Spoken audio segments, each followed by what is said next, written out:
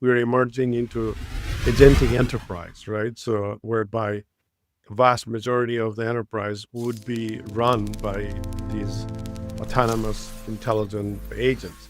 So in that context, just like any enterprise would be responsible for the behavioral pattern or actions of employees, the enterprise, which is really at the end of the day, the management team or leadership team will be responsible for the action of the agent, the AI agent, which is an artificial agent, but nevertheless an enterprise agent. Just like people who works for an enterprise, they're the agent of the enterprise. Regardless, it's a synthetic intelligence. Enterprise and the leadership team is responsible. And then there's a various degree of implementation of agentic AI, as we know. It can actively do stuff without any human supervision or with supervision. So this is where it becomes critical for leadership to decide how much autonomy do you want to give in terms of decision making, not just working through the mundane tasks. Is important. Now, as we move into 2026, something subtle but profound is actually happening in the AI conversation in particular. Questions like, can I trust this? Am I still relevant? Who's responsible when this goes wrong? And what does all of this mean for the way we work, lead, and build? AI, it's no longer a tool sitting on the sidelines. It's booking travel.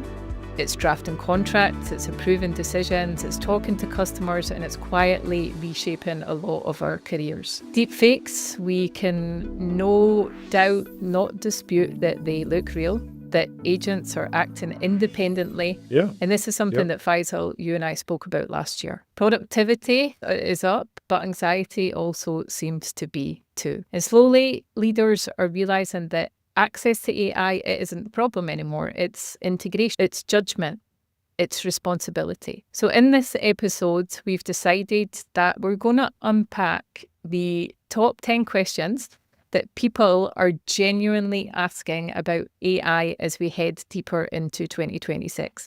And we've done research on this to find out what are the 10 most burning questions. And we're by no means an expert on every single question that's being asked, but as practitioners and experienced individuals, we want to have a stab at really trying to answer these questions because we have identified that these are from individuals that are trying to protect their identity and sense of purpose.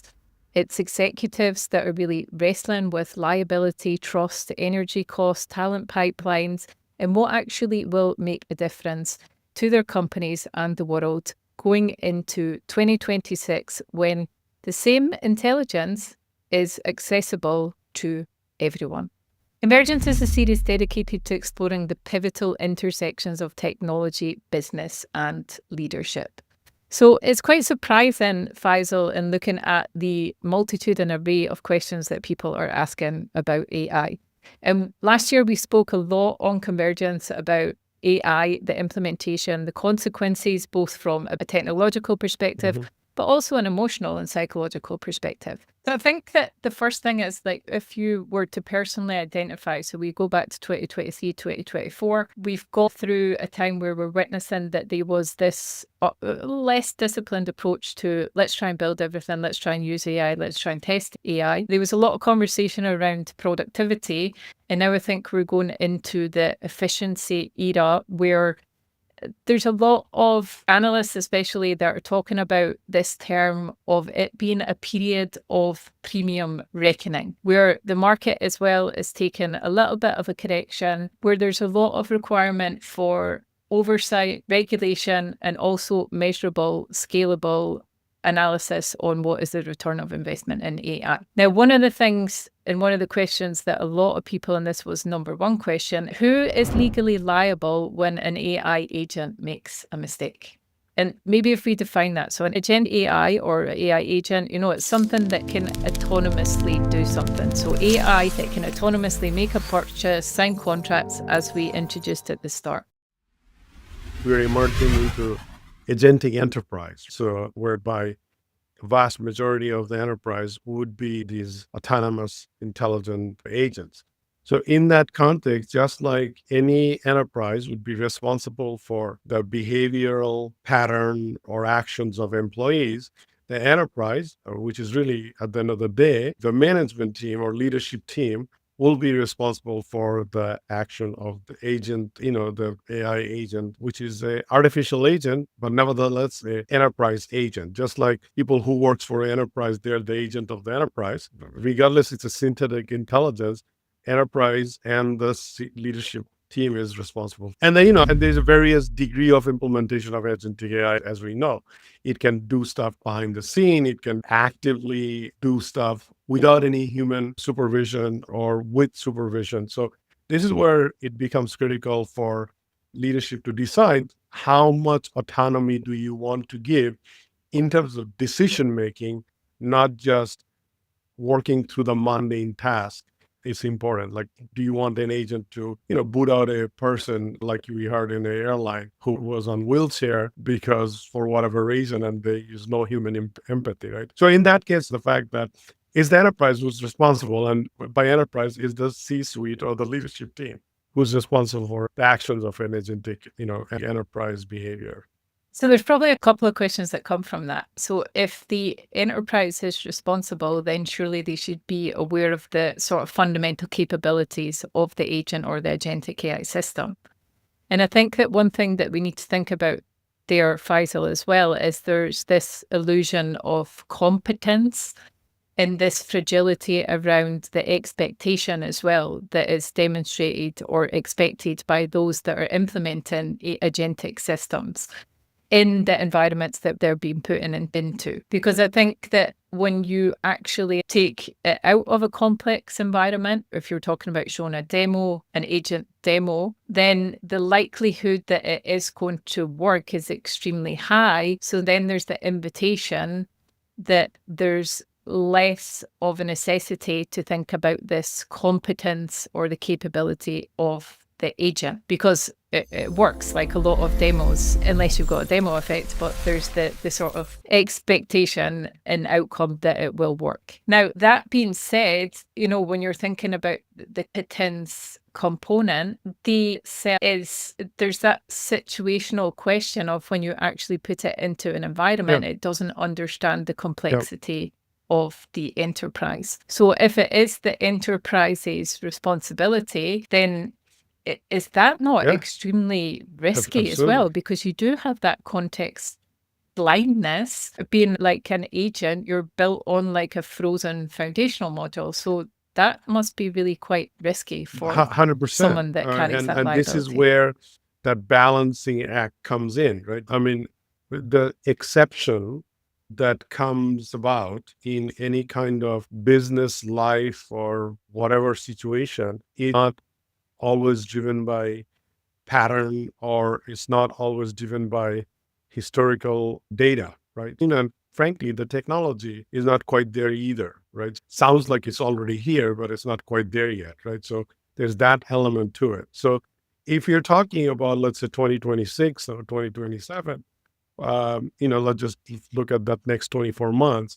I think it's a big mistake. Just let the agent run of their own without having human supervision, right? And you're just asking for a disastrous situation, because exception to the rule will always come up. And in real life situation, I mean, a couple of years ago when IBM's AI was making all those mistakes with healthcare decision and cancer research and whatnot, that's a great example of kind of using agent to do decision making, right? So from this year, next year point of view, and because where the technology is, and also the fact that we're all kind of getting used to this whole new way of working and thinking and depending on a synthetic intelligence, not having any supervision is absolutely a mistake.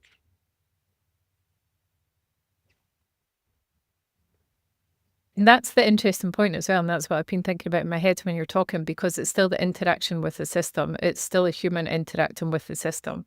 I'm not a legal expert, but there are legal frameworks that obviously adhere to the liability that lies with the principal and the agent. So if you're talking about an organization, let's just take the CEO as the example, then that would be the principal. Now, if the agent does make a mistake, then also you've got the interesting component of if the agent is running with a particular model, let's say it hallucinates, because they still definitely do, then the liability must then with the vendor or the inclusion of what the agent sort of box or system has been comprised of or made of. And then you've got the human element as we're talking about the interaction with the system.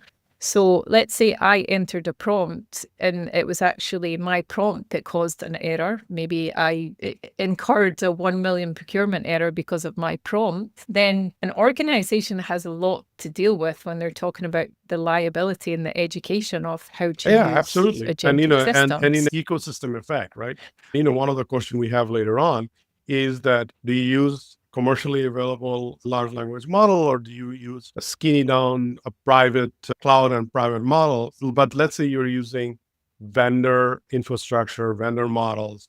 The whole ecosystem of situation is going to have a ripple effect of liability and responsibility, right? Especially if you talk from American context point of view, the American corporation loves to sue each other, and so does the consumer, right? So it'll have a ripple effect between the corporations and the vendors and the end consumer, right? So it's a collective responsibility. And, the technology vendors has a tendency of hyping how good or how advanced the technology is when often those technology is not ready, right?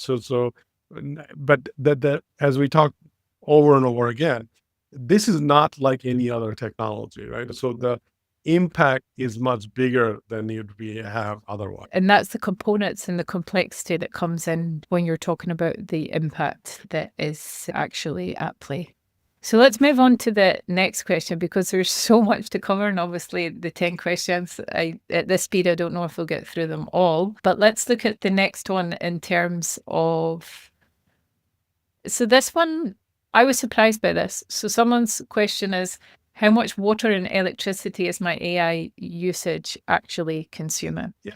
So have you seen these images of 20 to 30 prompts which kind of a makes bottle of sense water? because, when you talk about large data centers, and we kind of talked about this last year, that, these big vendors are building bigger and bigger data center because you need that computing power to do these crunched models, right? And you have to keep the infrastructure cool. Otherwise it's going to get overheated. So the water plays a big role in terms of doing so. And so utilization of electricity and keeping everything cool has an impact. So, and the question is, do you all need large language model? Because when you're going after large language model and utilizing large language model, it's vast, like it's searching to the entire internet, right? Versus having a small set of data and running the model around the small set of data. So if you're environmentally conscious, every enterprise should be talking about, like actual, very conscious and mindful of what is exactly they need the models to run on and what data set they need to run on. And many cases will be more accurate, by the way. There will be less hallucinating effect if you focused, last year, we wrote an article on knowledge management. And, this was the exact point that the narrower data set and more focused data set is not only better for accuracy, but it's also better for environment as a whole. Yeah, that's true. I mean, if we look at the actual breakdown that you've highlighted there, you've got the energy component, so the computational intensity of generative AI, which has driven a surge in data center power demand. So there's an expectation, obviously, that by 2028, data centers are projected to consume between 6.7% and 12% of total US electricity. So this really represents a tripling of demand in just a few years.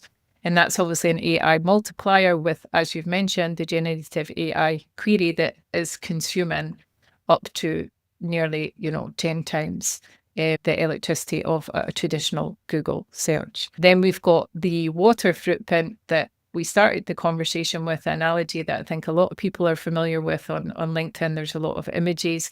And I think an image is always portrays 1,000 words, as one says, that it's, this water footprint, they're certainly thirsty models. You've got like a single conversation with a model like ChatGPT, which is approximately 20 to 50 queries, depending, that's consuming roughly 500 milliliters of water. And that is an impact because you do that data centers, a lot of these are actually in drought-prone regions. So this has a huge impact on the environment. I mean, this is why we need to take this centrist balanced approach. There's a workaround, right? I mean, we don't all need this massive large scale model to do whatever. So especially if you look at the Fortune or Global 2000 companies, even the very well funded enterprises have the means to create their own small language models and their central data, utilization of centralized focused data centers and whatnot. So consciously, if we thought the carbon effect is going to be huge, I think this crisis is going to expedite a different kind of crisis faster than how bad things are for environmental, because we are driving gas enabled cars versus electric cars. So I think this conversation is going to get only increasingly more focused in coming year. Definitely. I mean, you can also look at the alternatives like the AI carbon fueling. Also, there's conversation around, possible AI energy tax. These are the things I think that are certainly going to come into forefront in the next couple of years. So, Faisal, there's a lot of talk about commodity in AI. There's a lot of talk about search being a commodity now. Retrieval augmented generation is a commodity. If AI is a commodity, then what is or where is the competitive advantage for a lot of organizations? Yeah, so let's start with a very simple, understandable example. Let's say we all write, as an example, and we're using same kind of a prompt to write whatever we're writing, then you'll see very similar kind of an output. So as a writer, it doesn't give you any kind of unique voice, and therefore, why would your reader read generic stuff? Same way, if you're producing similar kind of product or similar kind of service, then you're not really adding a whole lot of value. When I write, I try to incorporate my personal story, right? It's not that I'm not using some sort of AI engine for doing research or doing even grammatical correction or tidying things up. It's my story, my experience. From a business point of view, same thing. I have multiple businesses and each has a unique offering to add value. So this notion of authenticity and the brand value that's recognized by the customer in terms of what is that unique, authentic voice and value they're bringing out, this is going to be a fundamental strategic question for every single business that are out there. So otherwise, all going to be the same, and that sameness is going to create a competitive disadvantage. So AI is not a competitive advantage, an efficiency gain, but that's not the competitive advantage. Competitive advantage is the unique strategic posturing that you position your organization to add a specific value based on your specific domain expertise, right? I mean, whatever you're bringing to the market with your unique value proposition. And that's going to be the competitive advantage. 100%. I mean, you can see that in the movement in the market as well. You can see that there's vertical outperformance. You can now see that there's a lot of verticalization. So vertical SaaS solutions, they're also growing 2 to 3 times faster than horizontal productivity tools. Now, what's interesting in what you've said there is that AI is not a competitive advantage, which I think we all agree on now. It's an efficiency game. Now, what I've noticed as well, and I'm sure that a lot of listeners and viewers have noticed this, I noticed that more recently when there was multiple people asked to talk about the same thing. Now, multiple people were asked to talk about a similar topic, and you could see that a lot of their output had come from AI. So if we look at the efficiency gain there, yeah, sure, people have been able to provide input a lot quicker. But then I started to think, uniqueness. There's no constructive step back and uniqueness as to what's being provided. There's an identification, and it's almost like pattern recognition and a similarity of thoughts. So in this efficiency gain, we're making information more accessible, but I don't really know, and I'm not sure that there's going to be a positive outcome in the long term unless something changes on actually the contribution to innovation. If we simplify this, right? Data to information then translates to knowledge, and then knowledge translates to wisdom, right? So if you follow that kind of a model, like a better word, at the end of the day, value comes from providing wisdom or additive that allows your customer or your audience to do something better than somebody else's information or knowledge, right? So, but to create that level of value, you really have to have a domain expertise. I mean, whatever my topic is, right? So if I say, okay, construct this answer for me, and let's say I go to some sort of a, generative AI model to construct that. As a domain expert, I would say, nah, that's not it. That's not what I learned by doing that. So here's my take on it.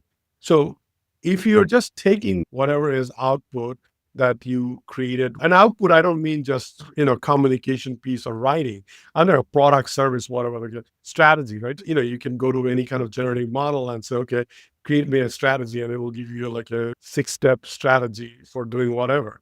That is what the generic stuff means. You have to use your own experiential learning that you have had as a domain expert to vet those and then create your unique thing, right? So if you're not doing that, then that goes back to the sameness and you're not really adding any value. Let's stick with brand then. So one of the questions that was asked is, and there's a combination, there was actually two that was from a very similar perspective. So this is something that people are interested about going into 2026 with AI. It was, can I pay for AI visibility and model responses?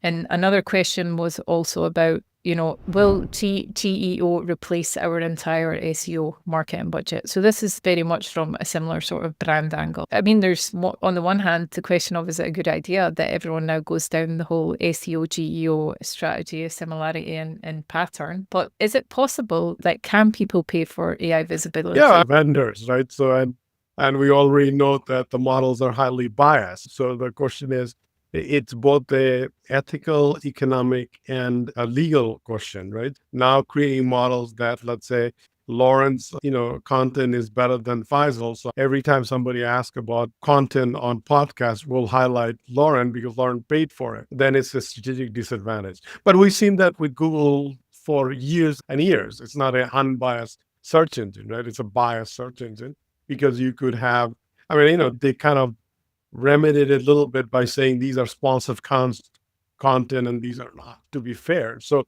I think we're going to see the same level, same kind of a progression. We don't know exactly how it's going to show up, but it's going to have to showcase what is paid response and what is unpaid response. Meaning, sponsored response versus unsponsored response. Look, media does it all the time. Like if you go to any magazine, right, whether it's Financial Times or Fast Company or HBR, you'll see they will say, okay, these are sponsored content. These are generated by our journalists. These are generated by our key thought leaders or contributors, right? So similarly with the GEO space, meaning the generative engine optimization space, it has to be that way. But it's early days, right? So I've been writing for 20 years. So I will find stuff I know it's literally taken from my content, but there's no credit or royalty to that content. And almost every artist will argue that their thoughts and creativity is being stolen, by these models. So if now we're saying paying for it, then it's pay to play. Whoever pays for it gets, then, we talked about this whole notion of unfairness of AI. It falls in that category. So if you have money, then you can win. If you don't, you can't win. So, the smaller businesses gets more and more squeezed because bigger businesses have more dry powder to spend on doing this type of things. But yeah, I can see paid model coming up pretty soon. So I think hopefully in recognition of the knowledge that has been stolen from you without verification or sources, hopefully that will be solved with a little bit more of the transparency mandates that will come with the actual start of the EU AI Act in August. And I think that also in terms of, that pay-to-play element, well, Perplexity did it a little bit in 2024, didn't they? 2025, they have this sponsored questions option where you can sponsor an answer. So that's definitely a viable directive that it could go in the direction of pay to play. Also, I think that what's important is that anyone who is looking at not that search engine optimization angle, because that's very much keyword based. It's now moving into this, the semantic element, the relevance engineering that will be required. And there's a lot of tips and tricks that you can learn. One line of legislation, legal framework, the economic framework, and individual vendor and responsibilities, right? So, and this will have to get codified sooner or later. I hope it will. Let's put it that way. I think we've got time for one more. So I think this is an interesting one. It's also one that's come up in both of the threads in the sort of top 10. How do we solve the Apprentice atrophy in our talent pipeline? So what would be our advice in that sense when you're looking at, the combination of AI as a replacement or maybe an efficiency gain? So look at it, both entry-level jobs, AI as a coworker, and you have to also look at middle management. We were talking about this extensively, and we're just looking back at last 20, 30 years of history. Whenever especially when you're talking about the large enterprises, they think that they can do it with laying off a lot of people, especially middle management and younger, entry-level workers. Usually it hasn't really worked out very well, right? And so in that context, for multiple reasons, if you're not really hiring entry-level workers, you're not really introducing new bloods and new ideas, and you're creating a generational gap. So, and then there's a flip that happens in any market where the younger people are tomorrow's customers. So if you don't have their voice and their input, you can't really create product and services. So that's one. And the second is when you are thinking that, well, I don't need all this middle management because now we have these AI agents that can do a lot of these, oversee a lot of things. Goes back to the first questions we answered that, well, are we ready for Agentic Enterprise completely and let's just outsource everything? No, we're not. And other way to look at it is that a lot of the middle management is actually the entrepreneurial glue that makes things happen. So in that context, my advice to any business is that invest in people, both in initial, the early entry-level talent as well as the middle management. If you're not, that's going to be a competitive disadvantage. And you can look at Boeing, you can look at British Airways, GE, where I used to work time and time again, when they went to a massive layoff and it's only backfired, right? So just because now we have AI, I don't think and we've already seen last year a lot of layoff and then hire back because so in that context, that's from an enterprise point of view, and from a talent point of view, we, regardless of where you went to school and what you're learning, you have to kind of add your experiential learning from using these tools and building these tools and understanding these tools that you bring to the potential employer that goes beyond just your traditional, undergrad degree or graduate degree or whatever you're doing.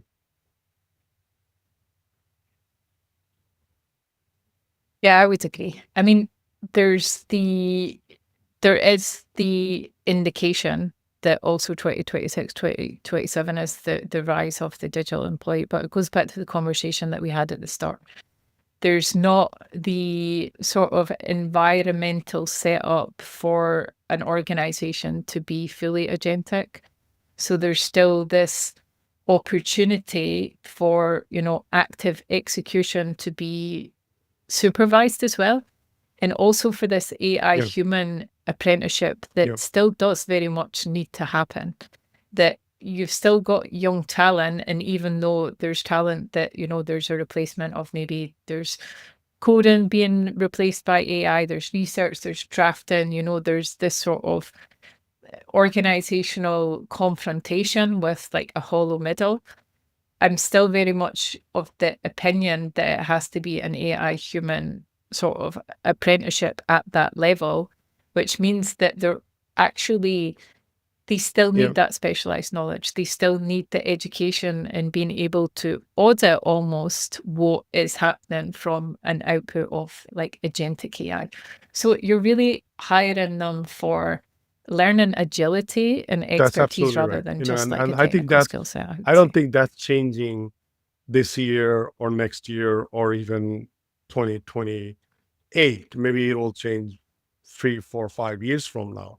But if you just look at immediate future, I don't know how you just do all this stuff with quote unquote agents, because it's still just an efficiency game. So we're going to keep our eye anyways on agents in 26, Faisal and I, but I think that we've certainly not got time to answer the rest of the questions. What we will do though is pop the rest of the questions into the Spotify description. We'll also pop it in the YouTube description so that we can answer all of the questions in the top 10 AI questions. So thank you, Faisal. It gives us something to discuss. Thank you.